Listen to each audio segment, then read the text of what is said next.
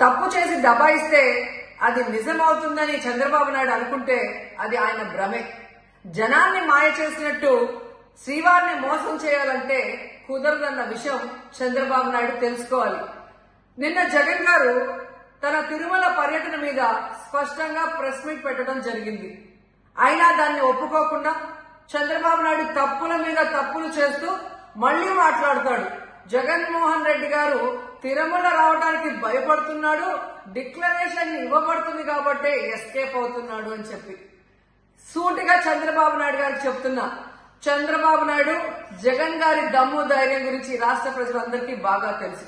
నిన్న కూడా ఆయన భయపడేవాడైతే అంత స్పష్టంగా ప్రెస్ మీట్ పెట్టి ఏ విధంగా తన మతం మానవత్వం, తను ఏ విధంగా బైబిల్ చదువుతారు, బయటకు వచ్చినప్పుడు హిందువుల మనోభిప్రాయాల్ని గౌరవించి గుళ్లకు వచ్చి పూజలు చేస్తారు, అలాగే మసీదులకు వెళ్లి ఎలా పూజలు చేస్తారు, అలాగే సిక్కుల్ని గౌరవించి ఎలా వాళ్ల పూజలు చేస్తారో చెప్పడం జరిగింది. ఈ రోజు మీకు క్లియర్ గా తెలుసుకోవాల్సిన విషయం, మీకు దేవుడు అంటే భయం భక్తి లేదు కాబట్టి ఏంటనేది మీకు అర్థం కాదు. కానీ ఒక భక్తుడికి దేవుడి దగ్గరికి వెళ్ళాలి అన్నప్పుడు ప్రశాంతమైన వాతావరణంలో వెళ్ళాలనుకుంటాడు, ప్రశాంతంగా భగవంతుడిని పూజించాలని అనుకుంటాడు.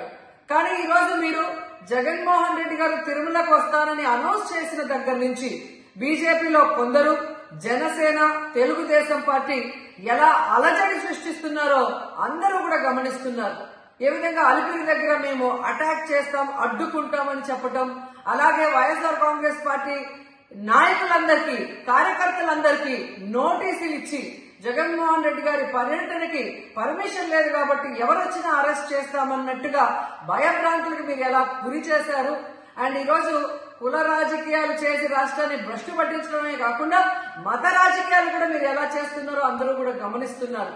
ఇలాంటి వాతావరణంలో దర్శనం చేసుకోలేము కాబట్టే జగన్మోహన్ రెడ్డి గారు ఏ విధంగా ఆ తిరుమల ట్రిప్ ని క్యాన్సిల్ చేసి తన అభిప్రాయాల్ని ప్రెస్ ద్వారా ప్రజలకి తెలియజేయడం జరిగింది.